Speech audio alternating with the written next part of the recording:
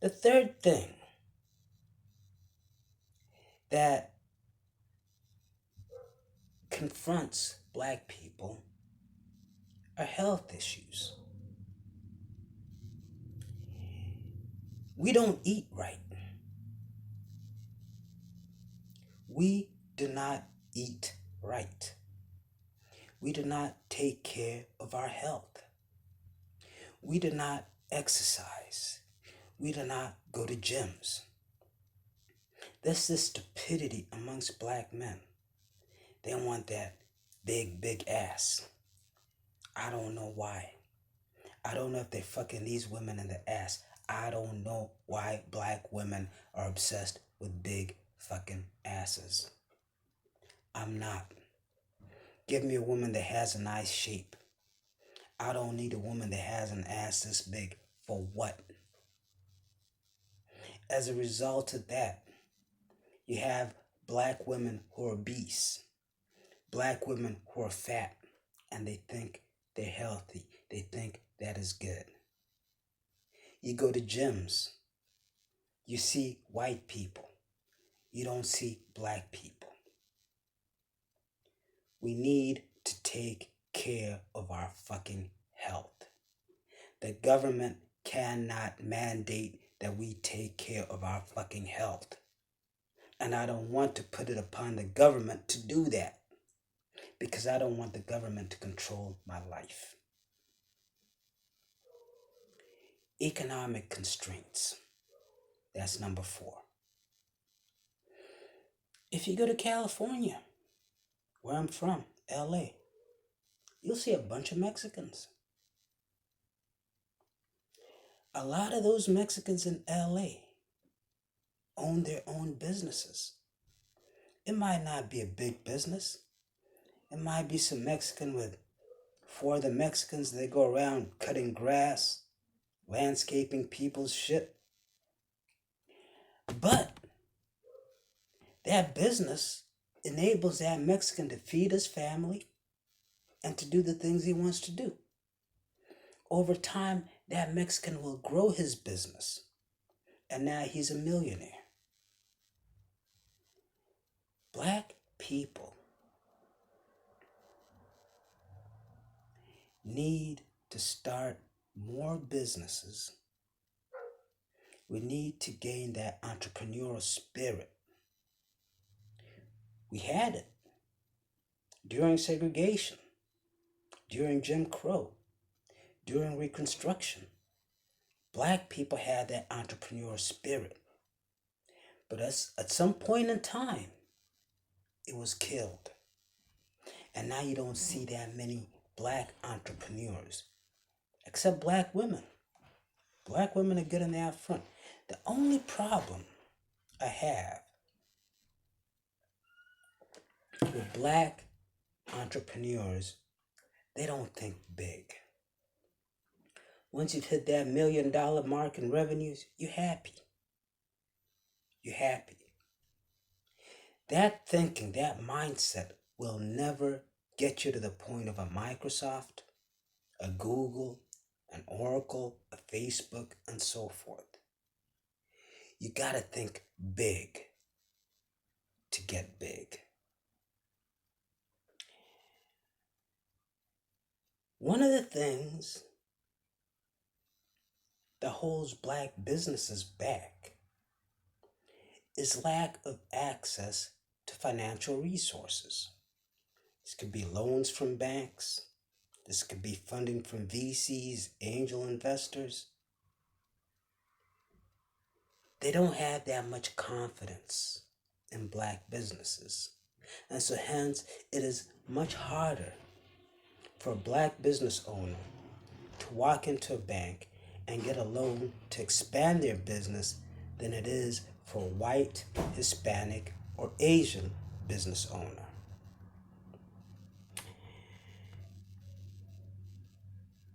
The fifth thing that, in my opinion, holds black people back is crime. Now, I'm saying this, and I'll throw a disclaimer out there. I was born and raised in South Central LA.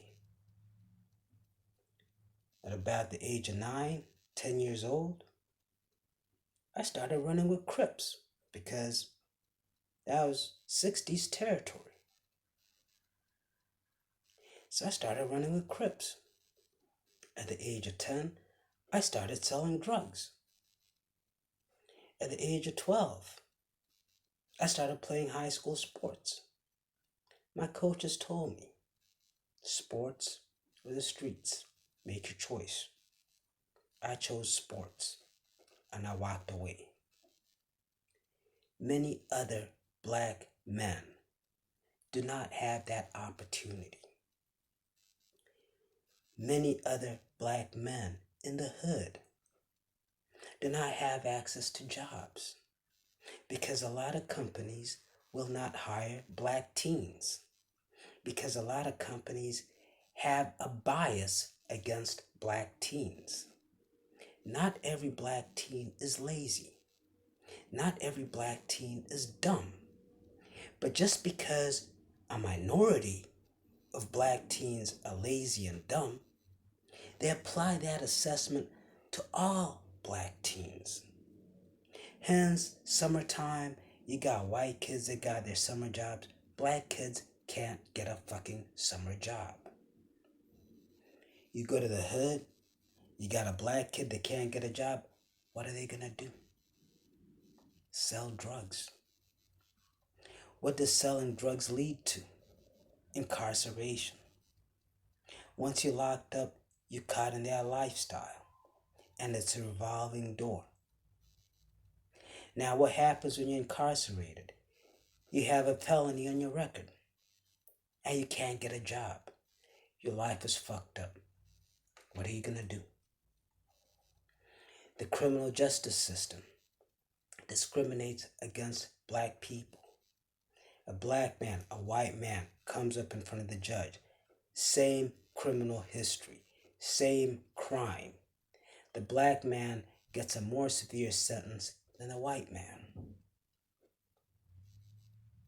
Now you're in the system. Now you fucked up for life. Police discrepancies. Targeting black men as opposed to white men. Treating black men like shit. Sit on the curb, nigga. While the white man, the policeman's at the passenger window, at the driver window, talking to them like they're a human being. So, these issues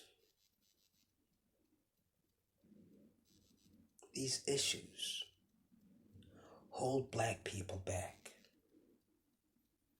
Some of them are our own doing. And we can't look to government to solve those. We have to solve those on our own. We have to stop hating each other. We have to raise our children better. We have to start working together. We have to start taking responsibility for ourselves, being accountable for our actions. That will take us a long way. But there are other things that we cannot address. Things that must be addressed by government. And we're now in election season. And black people form a huge block of the democratic voting machine. So all these fucking candidates need the black vote. The question we should be asking them is, what are you gonna do for me, for my vote? Because listen here, black man, your vote matters. And you need to make these candidates, including Biden, Warren, Sanders, Buda, whatever from South Bend, Indiana, Bloomberg, we need to make them earn our vote. But we need to put forth a platform and tell them this is what we need you to do for us if you want our vote. So I want to talk about that platform now because it is my hope. It is my hope. I don't give a fuck if you agree with my platform. I don't give a fuck if you look at me and think I'm some stupid fucking idiot. What I want you to do as a black voter is ask yourself, what policies can the government implement to address my concerns? And then when that politician comes around asking for your vote, I want you to go to that politician and say, these are the policies that I want to see implemented. Are you willing to implement them? And if that politician says no, then you tell them you don't have my vote. If they say yes, you let them know I am going to hold you accountable. And if you do not implement these policies, you're not getting my vote next time around. A good number of white people voted for Obama in 2008. A good number of white people voted for Obama in 2008 because they were tired of Bush and Obama promised something different. By 2012, and this is how white people operate, and this is why the government gives white people what they want, and this is what black people need to fucking understand. By 2012, Obama had failed to deliver for these white people. And because of that, a lot of these white people who voted for Obama in good faith in 2008 voted for Romney in 2012. I would dare say, I can't confirm it, I need to go back and look at the stats. I would dare say that in 2008, Barack Obama got a greater percentage of the white male vote than Clinton did, than Carter did, than Kennedy did. But in 2012, because he failed to deliver for them, he lost a huge chunk of that white vote. So let's talk about the role of government. Before we talk about policy, let's talk about the role of government. Because a lot of people don't understand the purpose of government or how government operates. Per the Constitution, with respect to the citizen, the government has two primary roles: to provide for the general welfare of the citizen. It does that by providing opportunities for the citizens to prosper. Those opportunities include access to jobs, access to resources, and access to education. It is also the responsibility of the government to provide protection for the citizens. That protection is from external and internal threats. Part of that protection, specifically as pertains to black people, is protection against discrimination. Discrimination from policing, discrimination from the court systems, discrimination from financial entities, and discrimination from racist organizations. So having that understanding, let's talk about policy. Because government operates in terms of policy. They set policy. We're going to do A, B, C. That policy is deployed through legislative action, executive action, and regulatory action. So policy might be we're going to provide clean air to the citizens, or we're going to provide clean drinking water to the citizens. As a part of that, you might have EPA regulations. You might have laws passed and enacted by Congress. They'll promote clean air, clean water. Thus, if those laws are enforced, then the resulting objective will be obtained. That's how government operates. So when you as a black voter think about your concerns, you need to think about how can government deliver on this through policies. So, education. One of the problems you hear is that black kids are graduating from high school dumb as shit. Why is that? Why is that? So the first thing black people need to understand is, why are schools failing our children? Because if a child graduates from high school and they can't add 1 plus 1, and they can't form a simple sentence, it's going to be very hard for that child to succeed economically. They'll likely be left to low-paying jobs for the rest of their lives. Likely they won't be able to get into college. So right there and then, they're handicapped.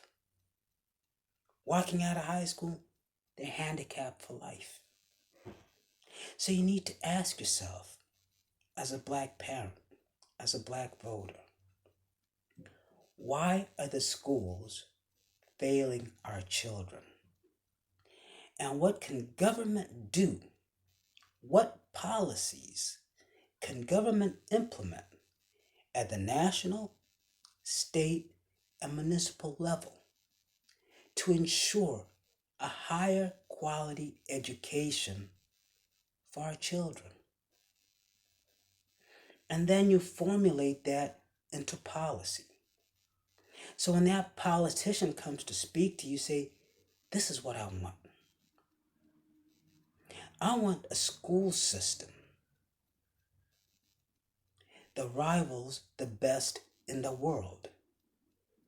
Because I want my child to go into that school system, and when they graduate, they have a solid education that will allow them to compete with anyone, anywhere on the planet.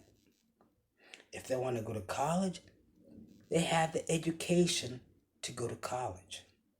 They have the capability to succeed. And then formulate policies that will promote effective education for your children. Number 2, access to resources that these students need to excel in this interconnected world. If you can't get on the internet and Google this or Google that, you're left behind. You're left behind. If rich kids can provide those resources to their kids, and that enables their kids to succeed, you want to ask the government, what can you do to ensure that my kid in 9th grade, 10th grade has access to resources that will empower them, such that by the time they're in 12th grade or 11th grade and they apply to Harvard or Yale or Howard or Hampton or UCLA, they get in. What policies can you implement at the federal, state, local level, to ensure my kids have access to those resources.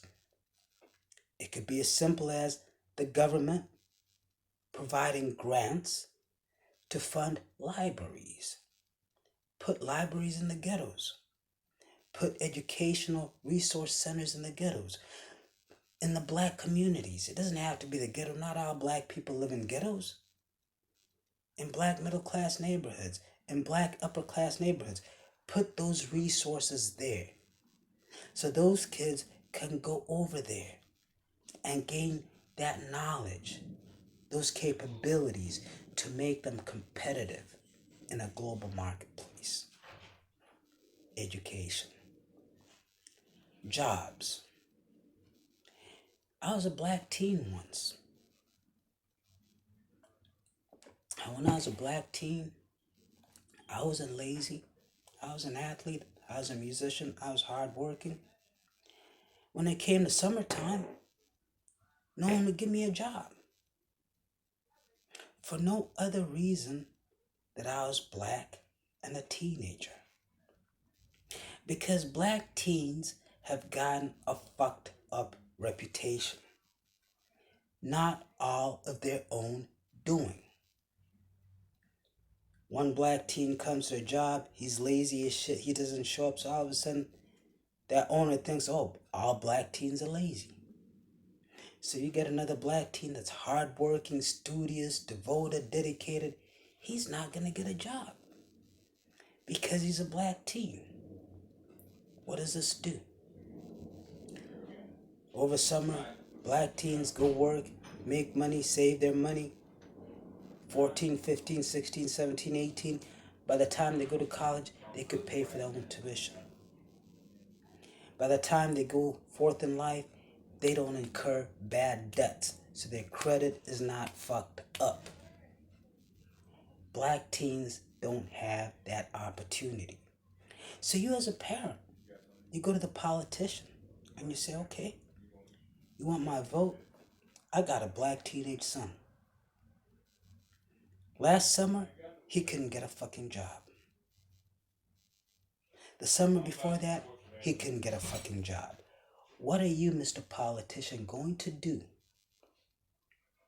to ensure that next summer, my black teenage son can go out there and get a job? He's not a bad kid. He's not lazy. He's got a 3.2 GPA. He's studious. He just wants an opportunity. What are you going to do?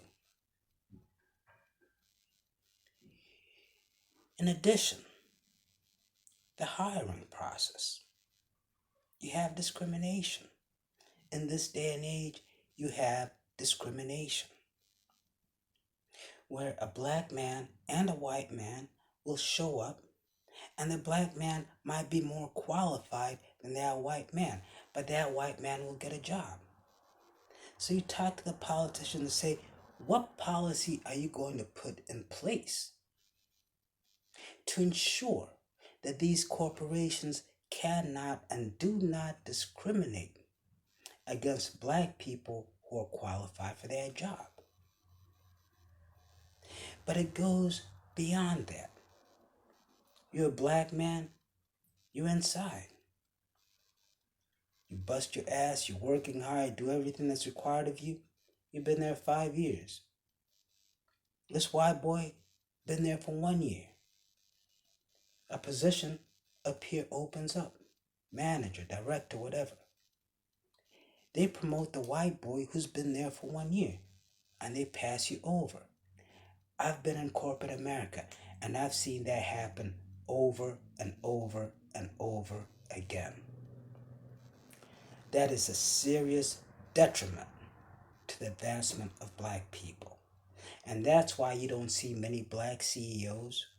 That's why you don't see many black executives at these Fortune 50, Fortune 500 companies, because black people are systemically passed over for promotion.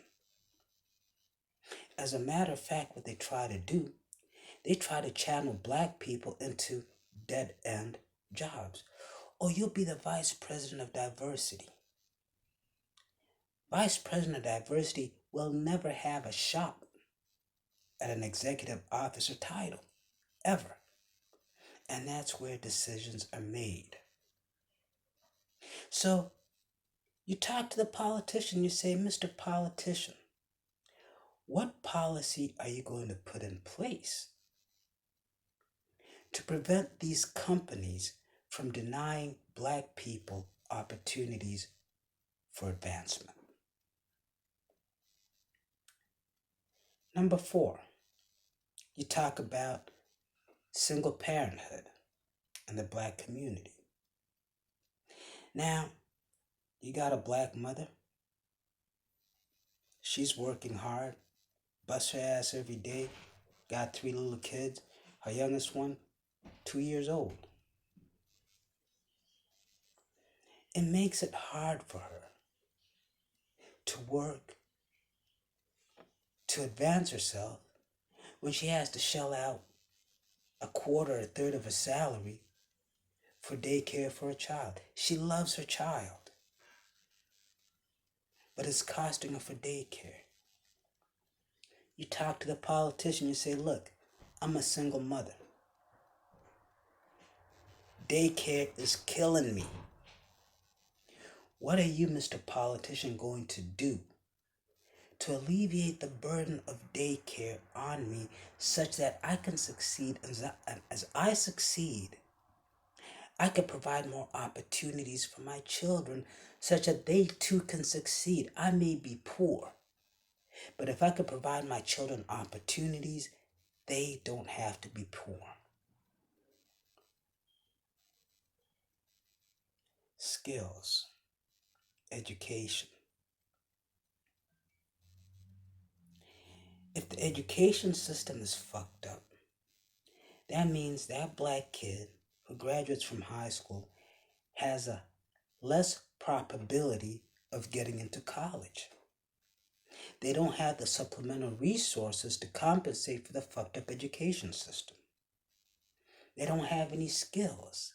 So they're stuck in this dead-end job. Talk to the politician and say, what are you going to do to ensure that those who are stuck in dead-end jobs, low-paying jobs, have access to opportunities to acquire and develop skills that will enable them to rise to a higher economic plateau? It could be as simple as establishing trade schools. You're making $10 an hour, go to this trade school. Learn carpentry. Learn electrical work. Learn plumbing. Learn masonry. Now you have that trade skill. Now you can go out there and get a job for $20 an hour. Go to a community college. It's free. Get an associate's degree. Become an RN. Become a radiologist. Become a bookkeeper. Now you've moved up the ladder. As you move up the ladder, guess what happens? Your children move up the ladder as well. So you talk to the politicians and ask them, what are you going to do to provide access to skill acquisitions for these black people who are in dead-end jobs, such that they can rise up to a higher economic status?